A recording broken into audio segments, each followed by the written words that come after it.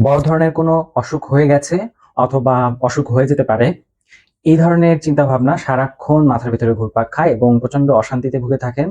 আজকে এই ধরনের অসুবিধায় যারা কষ্ট পাচ্ছেন তাদেরকে নিয়ে এই ভিডিওটি করা। আজকে আমরা কথা বলবো ইলনেস এংজাইটি বা হেলথ এংজাইটি নামক একটি মানসিক স্বাস্থ্য সমস্যা নিয়ে, যেখানে ব্যক্তির কাছে বেশিরভাগ সময় মনে হয় যে আমার বড় ধরনের কোনো অসুখ হয়ে গেছে, বা আমার বড় ধরনের কোনো একটা অসুখ হয়ে যেতে পারে, এবং এই একটা টেনশন কাজ করে এই ব্যাপারটা নিয়ে, যেটা ব্যক্তিকে কুরে, কুরে খায়। কারো মাঝে সামান্য কোনো অসুবিধা লক্ষণ দেখা দিলেই সেটা নিয়ে অনেক বেশি ব্যতিব্যস্ত হয়ে পড়েন। এটা কি হলো আমার? এটা কোন ধরনের অসুখ হতে পারে? আমার কি শরীর খারাপ হয়ে যাচ্ছে কিনা? এরকম ভয় কাজ করতে থাকে এবং সেটা নিয়ে ইন্টারনেটে অনেক সার্চ করতে থাকেন অথবা আশেপাশের মানুষদেরকে অনেক জিজ্ঞাসা করতে থাকেন। অর্থাৎ রিঅ্যাসুরেন্স সিক করতে থাকেন অনবরত। যেমন ধরুন, পেটের ভেতরে একটু ব্যথা হচ্ছে, তখন ইন্টারনেটে সার্চ করলো যে আমার পেটের ভেতরে কি হয়ে গেছে? আ পেটের ভেতরে এরকম ব্যথা হলে আসলে কি অসুখ হতে পারে? হুম? অথবা সে ধারণা করে নিল যে পেটের ভেতরে এরকম ব্যথা করা মানে আলসার হয়ে যাওয়া, বা পেটের ভেতরে এরকম ব্যথা মানে পেটে ক্যান্সার হয়ে যাওয়া। তো তখন সে সার্চ করে যে পেটে ক্যান্সার হলে আমার কি ধরনের সিম্পটম দেখা দেয়, বা পেটে আলসার হলে পেটের কোন জায়গায় ব্যথাটা করে। অথবা নখে কোনো একটা সামান্য দাগ দেখা যাচ্ছে, সেটা নিয়ে সে সার্চ করছে বা ওটা নিয়ে অশান্তিতে ভুগছে। অথবা একটা নতুন আঁচিল তৈরি হয়ে গেছে, সে ওই আঁচিল কেন হলো, এটার জন্য কি ক্ষতি হতে পারে বড় ধরনের, সেগুলো সার্চ করা শুরু করে দেয়। এবং ইন্টারনেটে সার্চ করার কারণে দেখা যায় যে বিভিন্ন রকমের তথ্য চলে আসে বিভিন্ন অসুখ সম্পর্কে, যেটা তার অশান্তির পরিমাণ আরো বাড়িয়ে দেয় এবং সে মনে করতে থাকে যে আসলেই বোধহয় আমি অসুস্থ হয়ে গেছি। এরপরে আসে ডাক্তারের কাছে যাওয়ার পালা। কেউ ইন্টারনেটে সার্চ না করে সরাসরি ডাক্তারের কাছেই যান।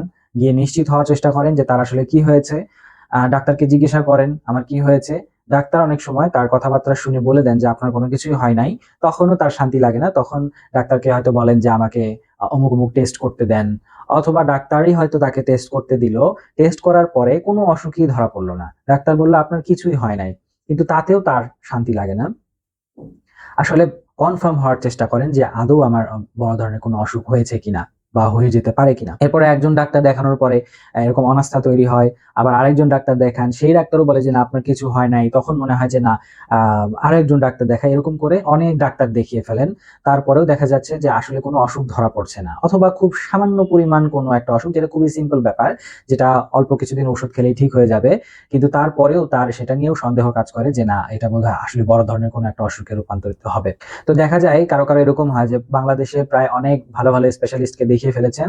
তারপরে তার মাঝে মনে হচ্ছে যে না, বাংলাদেশের হয়তো চিকিৎসা ব্যবস্থা খুব একটা ভালো না। এখন আমি বিদেশে কোথাও যাই। বিদেশে কোথাও গিয়ে ভালো কোনো ডাক্তার দেখাই। তখন অনেকে চেষ্টাও করেন বিদেশে যাওয়ার, বা অনেকে বিদেশে যানও, গিয়ে ডাক্তার দেখান। দেখে সেখানেও কখনো কোনো অসুখ খুঁজে পাওয়া যাচ্ছে না। সেটা নিয়েও তার ভেতরে একটা ডিস্স্যাটিসফ্যাকশন কাজ করে। আবার অনেকের দেখা যায় যে সামর্থ্য নেই দেশের বাইরে যাওয়ার। তো সেটা নিয়েই সে অ্যা অশান্তিতে ভুগতে থাকে যে আমার আসলে কোনো রোগ ধরা পড়ল না। তারপরেও আমার খারাপ লাগছে। তো আমরা হয়তো এর আগের ভিডিও দেখেছেন যে এনক্সাইটির ক্ষেত্রে কিন্তু, বা আমাদের যদি উদ্বেগ হয়, আমরা যদি মানসিক চাপে থাকি, সেগুলোর কিন্তু কিছু শারীরিক লক্ষণ থাকে। তো যেহেতু উনি তার শারীরিক কোনো অসুখ আছে কিনা সেটা নিয়ে খুব ভয় পাচ্ছেন, সেটা নিয়ে anxiety তে আছেন, উদ্বেগে আছেন। যার কারণে কিন্তু anxiety র থেকেই স্বাভাবিকভাবেই তার শরীরের ভিতরে কিছু ছোট লক্ষণ তৈরি হয়। যেমন আ বুকে ভার লাগা, বুকে চাপ ধরে আসা, বা পেটের ভিতরে অস্বস্তি হওয়া, সেগুলি তখন আবার আ মনে হয় যে এগুলোই হয়তো বড় ধরনের কোনো একটা অসুখের লক্ষণ হয়ে গেছে। যার কারণে এই তার মেন্টাল যে dissatisfaction এবং তার যে anxiety বা দুশ্চিন্তা, সেই দুশ্চিন্তা থেকে আর বের হতে পারেন না। কারো খুব সামান্য পরিমাণ কিছু লক্ষণ আগে থেকেই থাকে, বা কখনো থেকে থাকে। যেরকম হয়তো সকালবেলা ঘুম থেকে উঠার পরে একটু মাথাটা ঘুরে উঠলো, বা অনেকক্ষণ রেস্ট নেওয়ার পরে বিছানা থেকে উঠার সময় মাথাটা চক্কর দিয়ে উঠলো। তো তখন এটা নিয়ে ভয় পেয়ে যায় যে আমার কি হলো মাথার ভিতরে? আমার মাথায় কি ক্যান্সার হয়ে গেল কিনা? আমার কি মেনিনজাইটিস হয়ে গেল কিনা? তো অনেকেই মনে করে থাকেন যে আমার এই অশান্তি যাচ্ছে না, আমার শরীরটাও ভালো হচ্ছে না। একটা অসুখ বোধ হয়ে থাকে। সুস্থ সবল মানুষ, তারপরেও কেন জানি একটা শরীরের ভেতরে খারাপ লাগা কাজ করে, এবং সেখান থেকে অনেকেই মনে করেন যে এটা অশুভ কোনো শক্তির ফলে এই ঘটনাটা ঘটছে। অথবা মনে করেন যে আমার এমন কোনো একটা অসুখ হয়েছে যেটা আসলে কোনো ডাক্তার, পৃথিবীর কোনো ডাক্তারই এটা বুঝতে পারছে না। বুকে একটু অস্বস্তি হচ্ছে। সেটা নিয়ে তার মনে হচ্ছে যে আমার হার্টের সমস্যা হয়ে গেল কিনা? আমার প্রেশার বেড়ে গেল কিনা? প্রেশার বেড়ে গিয়ে কি আমার হার্ট অ্যাটাক হয়ে যাচ্ছে কিনা? আমি কি স্ট্রোক করে ফেলছি কিনা? শারীরিকভাবে কখনো কোনো মানুষের একটু দুর্বল দুর্বল লাগতেই পারে, কিন্তু তাদের ক্ষেত্রে দেখা যায় যে একটু দুর্বল লাগছে, একটু পায়ে একটু বল কম পাওয়া যাচ্ছে, তখন মনে হচ্ছে যে আমার বোধহয় স্ট্রোক হয়ে গেছে, আমি বোধহয় প্যারালাইসিস হয়ে যাচ্ছে আমার। তো সেটা নিয়ে প্রচন্ড ভয় পেয়ে যান এবং সেগুলো নিয়ে বারবার সার্চ করা শুরু করেন। আসলে এটা প্রচন্ড কষ্টদায়ক এবং আস্তে, আস্তে ব্যক্তি হোপলেসনেস এ ভুগতে থাকেন। আসলে কোনো আশা খুঁজে পান না যে আমি আসলে সুস্থ হব কি হব না। এই দুশ্চিন্তার ভারে কিন্তু দেখা যায় অনেকে ঠিকমতো খেতে পারেন না, ঠিকমতো ঘুমটা হচ্ছে না। যার কারণে শরীরটা ভেঙে পড়ে কারো দেখা যায়। যেটা এনক্সাইটির ফলে হয়ে থাকে। তো দেখা যায় অনেক সময় যেহেতু অনেক চেক করেন বডির কোথাও কোনো কিছু হয়েছে কিনা বা ফেইসে কোথাও কোনো অসুবিধা দেখা যাচ্ছে কিনা, আয়না দেখেন বারবার। তো দেখা যায় যে দুশ্চিন্তার ফলে খাওয়া-দাওয়া ঠিকমতো হচ্ছে না, ঘুমটা ঠিকমতো হচ্ছে না, চেহারাটা একটু খারাপ হয়ে গেল। সেটা নিয়ে আবার দুশ্চিন্তায় পড়ে যান যে আসলেই আমার আ মনে হয় বড় ধরনের কোনো অসুখ হয়ে গেছে। অথবা আমাদের দেশের কালচার অনুযায়ী অনেক সময় এরকম হয় যে কারো সাথে কারো অনেকদিন পরে দেখা হয়ে গেল, দেখে বলে যে, "আরে তুমি তো অনেক শুকিয়ে গেছো।"